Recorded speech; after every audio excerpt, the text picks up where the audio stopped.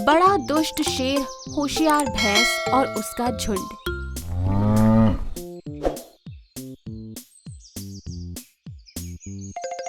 भैंसों के झुंड में से एक भैंस यूं कहती है, हम सबको मिलजुल कर हमेशा एक साथ रहना होगा।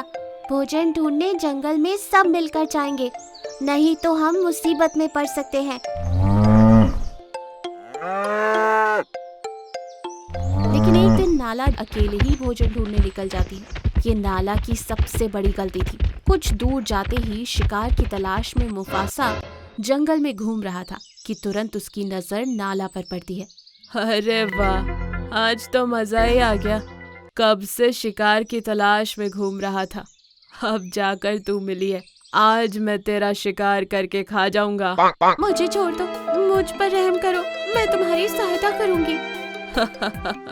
अगर मैं तुम्हें छोड़ दूंगा तो मेरी भूख कैसे मिटेगी? आज तो मैं तुम्हें नहीं छोड़ूंगा। तुम मेरा शिकार करोगे तो तुम्हें सिर्फ आज के दिन का भोजन मिलेगा। अगर तुम मुझे छोड़ दोगे तो मैं हर दिन तुम्हारे लिए भोजन लाऊंगी। ये मैं कैसे मान लूं? अगर मैं तुम्हें छोड़ दूंगा तो तुम थोड़े ना मेरे पास वापस आओगी। मुझसे बचने का ये तुम्हारा बहाना है ना? नहीं, मैं वादा करती हूँ, मैं जरूर वापस आऊंगी। मेरे झुंड में बहुत सारी भैंसें हैं। मैं हर रोज एक भैंस को बहला फुसला कर तुम्हारे पास लाऊंगी। तुम आराम से उसका शिकार कर कर खा सकते हो। तुम्हें शिकार करने की या मेहनत करने की जरूरत ही नहीं पड़ेगी। मैं तुम्हारी बातों को मान लेता हूँ और तुम्हें छोड़ देता हूँ, पर एक बात याद रखना, अगर तुमने मुझे धोखा देने की कोशिश की तो मैं तुम्हें जंगल के किसी भी कोने से ढूंढकर तुम्हारा शिकार करूँगा। आपसे क्या वादा तोड़कर मुझे अपनी जान नहीं गंवानी। अगर जान पर बनी हो तो कोई भी काम करना गलत नहीं होता, ऐसा मेरा मानना है। ये कहकर नाला वहाँ से चली जाती है और अपने झुंड वालों को सारी बात बताती है। ये सुनकर भैंसों का झुंड मुफासा के इलाके में जाता है।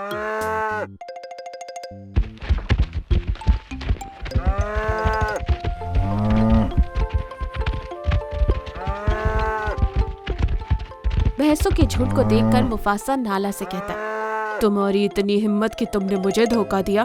हर रोज एक भैंस लाने को कहा था, पूरा झुंड ले आई। हाँ, मैंने तुझे धोखा दिया।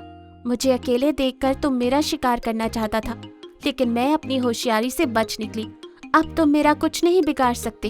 अब हम सब मिलकर तेरा अंत करेंगे। ये कहकर भैंसों के झुंड ने मुफासा पर हमला कर दिया। देख मुफासा डर के मारे वहां से भाग जाता है। उस दिन से नाला हमेशा झुंड के साथ रहती और कभी अकेले नहीं जाती। इस कहानी से हमें ये सीख मिलती है कि एकता में ही ताकत है। और हाँ, हमारे चैनल को सब्सक्राइब करें, लाइक करें, कमेंट करें और अपने दोस्तों के साथ शेयर जरूर करें। Thank you for watching. सौतेली माँ शेरनी और 3 बच्चे। रीमा नाम की शेरनी जंगल पर राज कर रही थी। उसके पति की मौत के बाद जंगल की सारी भागदौड़ रीमा ही संभाल रही थी। उसके 2 बच्चे थे, रुद्र और वीरू। एक दिन रीमा जंगल में घूम रही थी कि तभी एक घायल शेरनी अपने बच्चे को मुंह में लिए भागी भागी रीमा के पास आती है। अरे कौन हो तुम और ये घाव कैसे? एक दुष्ट भेड़िए की सेना हमारे जंगल में आ गई थी। उन्होंने मेरे पति को मार डाला, मेरे पूरे जंगल को तहस नहस कर दिया। मैं जैसे तैसे अपने बच्चे को लेकर भाग आई। मेरे बच्चे को। इससे पहले कि शेरनी कुछ कहती, वो अपनी आखिरी सांस छोड़ देती है। बच्चा अपनी माँ के पास बैठा रो रहा था। ये देख रीमा उदास हो जाती है। उसे उस बच्चे पर तरस आता है और वो कहती है, बेटा रो नहीं, आज से तुम मेरे बेटे सिम्भा हो। आज से मेरे 2 नहीं बल्कि 3 बेटे हैं। मैं वादा करती हूँ कि मैं तुम्हें कभी कोई कमी महसूस नहीं होने दूंगी। तुम्हें अपने सगे बेटे की तरह पालूंगी। ये कहकर रीमा सिम्भा को लेकर अपनी गुफा के पास जाती है।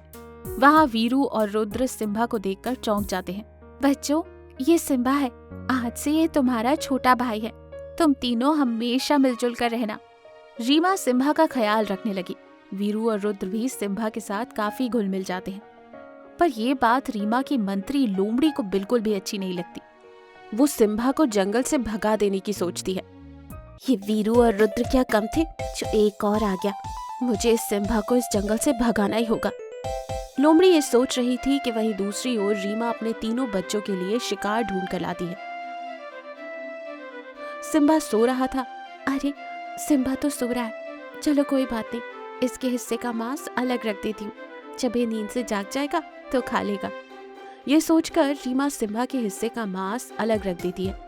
इधर लोमड़ी रीमा की नजरों से छुपाते हुए सिम्बा के हिस्से का मांस सड़े हुए मांस में बदल देती है और चुपके से वहां से चली जाती है। इस बात से अनजान जैसे ही सिम्बा नींद से जागता है, रीमा अपने बच्चे से कहती है, अरे बेटा सिम्बा, तुम जाग गए? चलो अच्छा हुआ, मैंने तुम्हारे लिए भोजन छुपा कर रखा है, खा लेना। मैं कुछ जरूरी काम से बाहर जा रही हूँ, आने में देर हो जाएगी। ये कहकर रीमा वहाँ से चली जाती है। सिम्बा जैसे ही मांस खाने के लिए आगे बढ़ता है तो सड़े हुए मांस को देखकर चौंक जाता है। छी, कितना बदबूदार भोजन है, मैं इसे कैसे खा सकता हूँ? कि वहाँ लोमड़ी आती है। अरे वो तो तुम्हारे लिए ऐसा ही भोजन छोड़ेगी, आखिर तुम उसके सौतेले बेटे जो ठहरे। ये तुम क्या कह रही हो? आखिर माँ मेरे साथ ऐसा क्यों करेगी? अरे तुम सगे बेटे थोड़ी ना हो जो तुम्हें ताज़ा भोजन खिलाएगी। ताज़ा भोजन तो उसने अपने सगे बेटे वीरू और रुद्र को खिलाया था, चाहो तो देख लो, अभी भी हड्डियां वहीं पड़ी हुई हैं। लोमड़ी धीरे धीरे सिम्बा के मन में रीमा के खिलाफ नफरत भरने लगती है। एक दिन रुद्र की तबीयत खराब हो जाती है। ये देख रीमा काफी परेशान हो जाती है।